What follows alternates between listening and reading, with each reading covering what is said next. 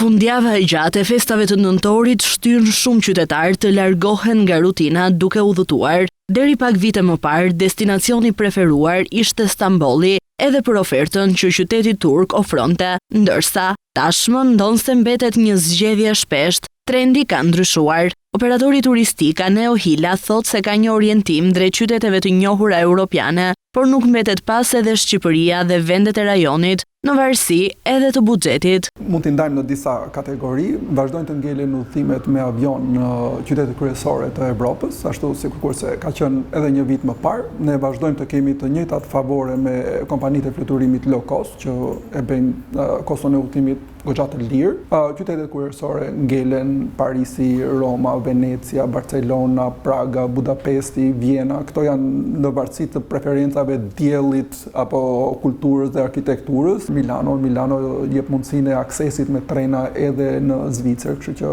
një tur shumë popullor në këto 2 vitet e fundit, por edhe këtë vit, është Bernina. Mos harrojmë me udhëtimet me avion, mos të lëm pa përmendur Stambollin, se Stambolli vazhdon të ngelet një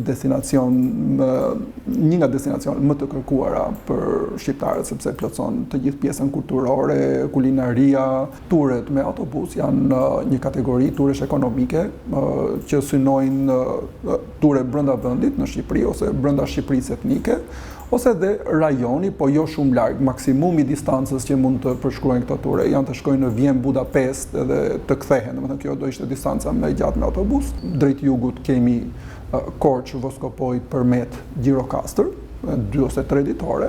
Edhe për në veri janë Valbona dhe Thethi. Vlora ka një kërkesë më të lartë nga shqiptarët etnik. Por cilat janë destinacionet më të përballueshme? Qytetet më të përballueshme me fluturime me avion nga Tirana janë Milano dhe Roma.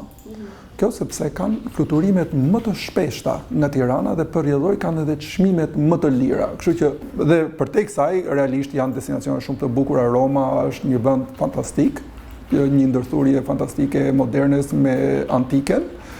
Milano ka pjesën e Duomos, qendra e vjetër gjitha dhe shtohet shopping me outletet që për ne shqiptarët paktën që vdesim të bëjmë pak udhëtim jashtë vendit dhe të shopping jashtë vendit në udhëtim.